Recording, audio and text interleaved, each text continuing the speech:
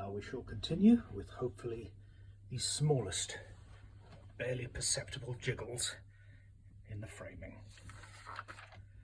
So we've dealt with numbers of various sorts, ending with irrational numbers like pi. And now that we have lulled it into a false sense of security, we shall try to examine it itself. First, as I said before, we shall look at the relationship between circles and triangles.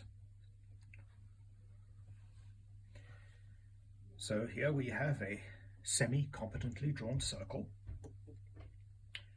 with the center C, points A and B on the circumference.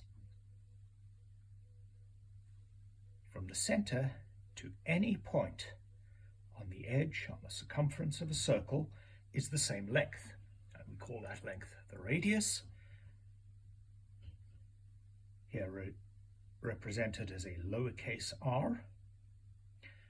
Between any two radii there is an angle, represented here by the Greek letter theta. For some reason we always use theta. And then A and B are connected in two different ways.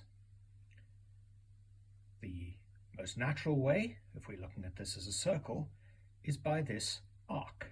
So the bit of the circumference, the edge of the circle, between the 2 points along that curve, is the arc AB. But we can also, in our imaginations, and sometimes in a dotted line on the paper, add a straight line, AB. This straight line between any 2 points on a circle is called a chord. C-H-O-R-D, like a chord in music, it is spelt. And so there's any of these, think of a line crossing any of these points, joining any 2 lines along the circumference. So A, B, C, this shape, we can think of as a slice of pie with the curved edge, the arc, or we can also think of it as a triangle, ABC. Now, the characteristics of the triangle ABC, if connected by this chord, are that because r, the length of the radius, is the same for any point along the circumference of the circle, AC and AB, these 2 lines, are always the same length. So this is, therefore, an isosceles triangle, because these 2 lines, the adjacent sides of the triangle, are always going to be the same length. Of course, if there is an angle, 60 degrees, such that the chord AB is the same length, so then it is, of course, an equilateral triangle. But an equilateral triangle is really just a special case, a special kind of isosceles triangle. So we have these characteristics, particularly the length of arc AB, length of chord AB, radius, or length r, and angle theta. And these are the numbers, the magnitudes, the sizes that we shall be needing to use as we go forward. I'm going to cover up the things that I've already measured. First, we shall be looking at triangles of constant angle. As I said at the beginning, constant angle, so this internal angle inside the triangle, at the point of the triangle, near the center of the circle, is going to be the same size no matter how big or small we make the circle. So we have a atrociously written, probably too messy for you to read. These circles with the center, these points AB, A prime, B prime, A2 prime, B2 prime, A3 prime, B3 prime. And each of these lengths from this center, which again, I don't have a math set here, so it's a slightly center-ish, but the idea remains the same. This is radius, the first radius of the smallest circle, radius from the center to the next size circle, radius to the third, radius from the center to the biggest circle. Each of these radii is different length, but this angle, theta, between these two lines is the same. So here we have theta, opposite, always. We have exactly the same size theta.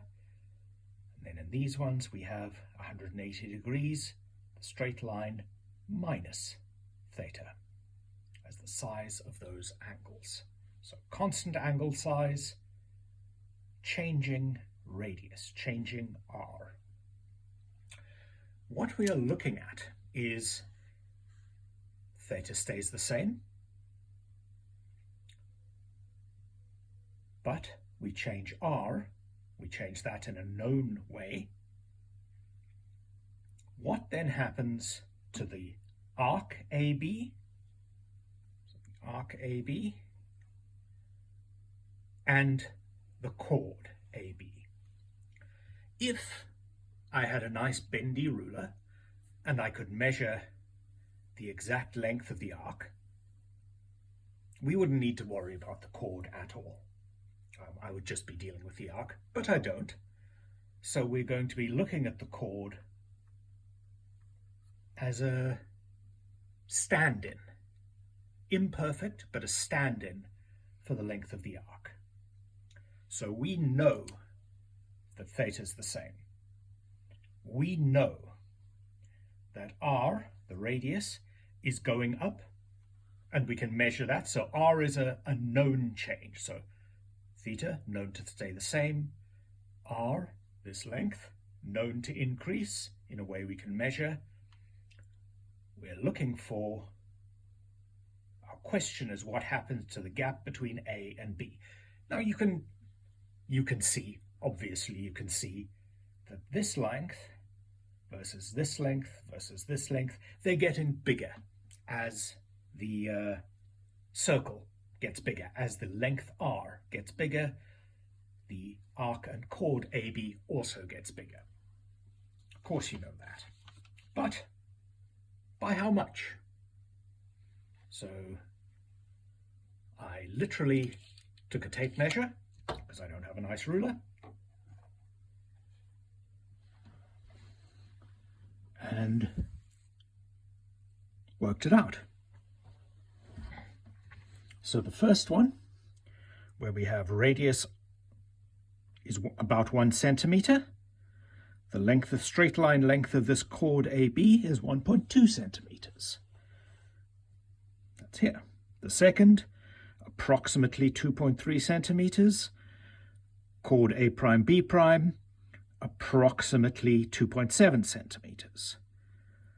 R double prime, 3.3 centimeters, chord A double prime B double prime, about 3.8 centimeters.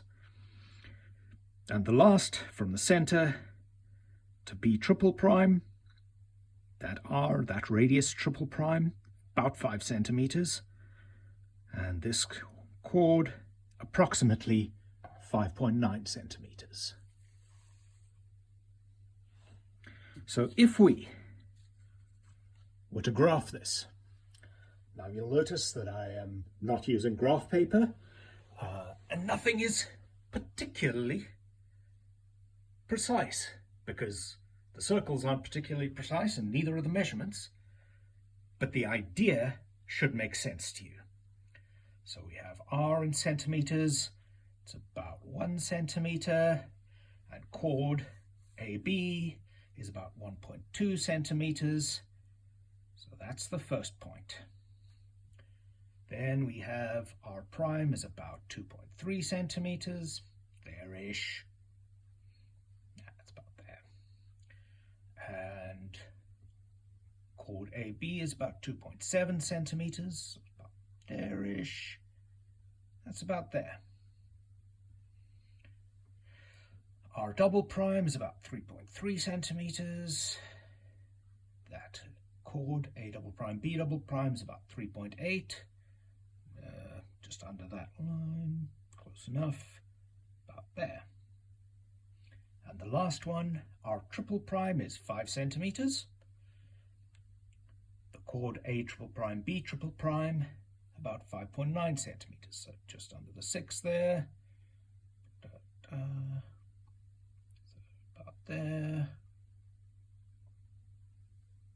About there-ish.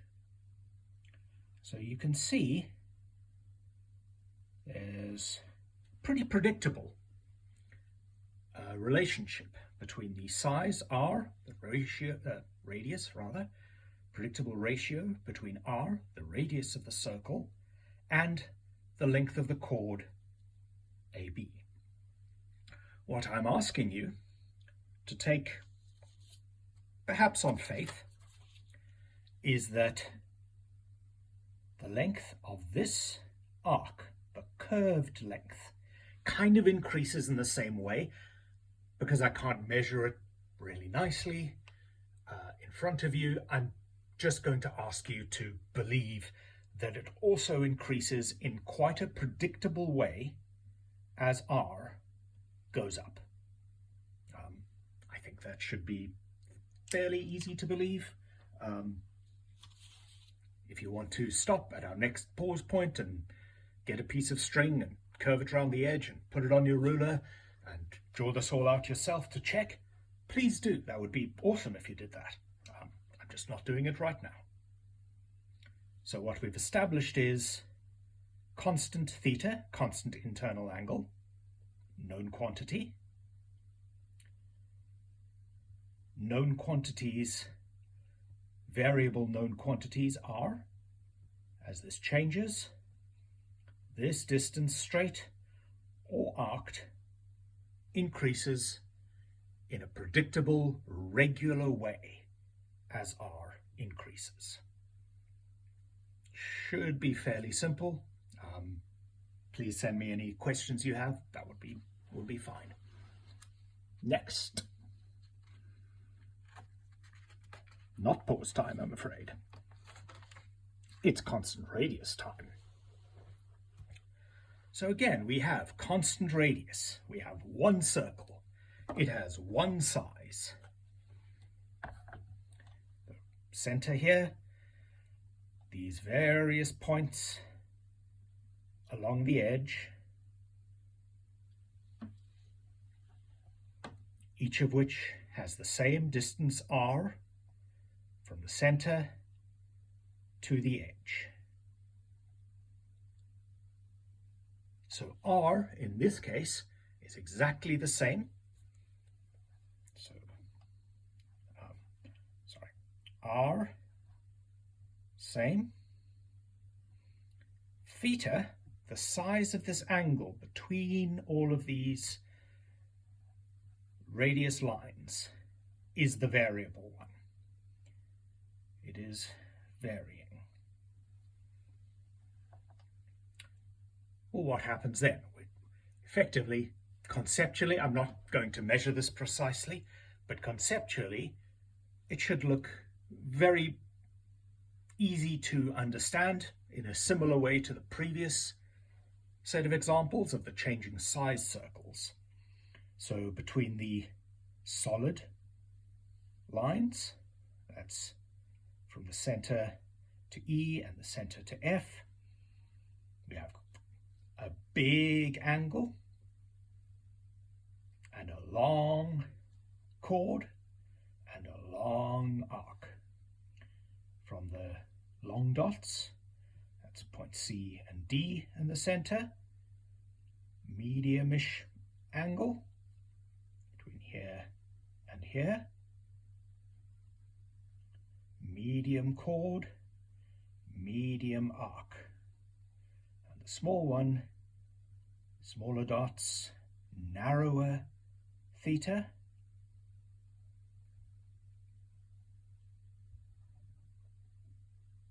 So narrow theta, short chord, short arc. So narrow angle, short arc, medium angle, medium arc, larger angle, larger arc.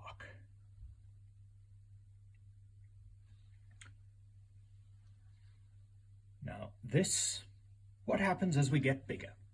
As we make this angle bigger and bigger, this arc, the length of this arc, becomes longer and longer.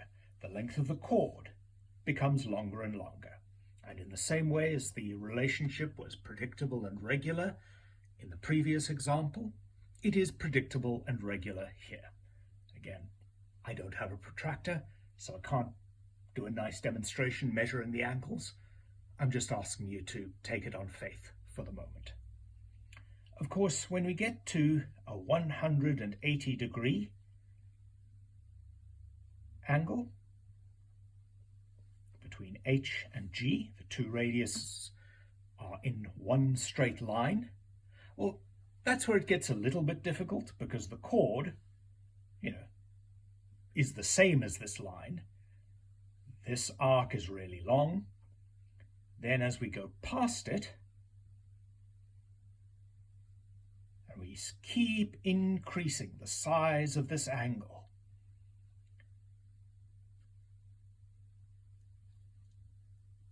the arc keeps getting longer, but the chord gets shorter because we're going the other way. So that's why all my examples are sitting on this side of the circle, because this chord length and this arc length work very nicely less than 180. As we get bigger than 180, we have to start ignoring the chord, and we look only at the arc, which again I can't measure today. But you will notice, you will see that as this gets bigger and bigger and bigger, the angle gets bigger and bigger, we get a bigger and bigger proportion of the circle contained in the arc, until eventually our radiuses to point I and J, where they come together, the arc is the entire circle. So when the angle internal to this odd shape becomes 360 degrees,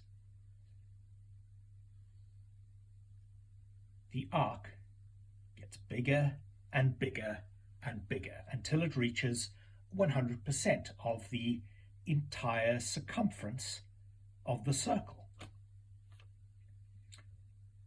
So we've dealt with for varying radius, as r gets bigger, these lengths between A and B get bigger. And we've looked at how we can graph the relationship between r as it increases and AB as it increases. Now we're looking at r is constant, theta is changing. As theta gets bigger and bigger, the lengths of these arcs increases until we get to 360 degrees and the perfect entire 100% diameter of the circle. The arc becomes exactly the length of the diameter of the circle. So this relationship between R and AB has there's a mathematical relationship between R and AB, and there's a mathematical relationship between theta and AB, or all the other letters that I've used. So that relationship between the angle in a constant radius circle, or the changing radius in a constant angle circle segment, is determined determined the relationship, the number that ties those things together, theta, r, and arc AB, tied together by the number pi, this irrational number that we can never write out entirely, that we can never describe fully except by using its Greek letter. So when we get to 360 degrees, we have an entire circle. We have a known theta, degrees. We know our radius. And we can then work out how big the circle is by circumference. So the equation that we get out of that, which we will get to in a moment, is one of the most powerful uses at this level of pi, is for a known 360 degree angle, for a known radius, for a known size of circle, we can work out how long that arc from I all the way round to J is, and tell us the circumference of the circle. Now, if you want to draw any of these out, if you want to do some measurement, calculate some lengths versus angle, or lengths versus radius length, this would be a wonderful time to do it, because we're going to pause again. Just think about what I've said, the relationship between size and arc length, between internal angle and arc length, and that for a full circle, the angle is 360 degrees.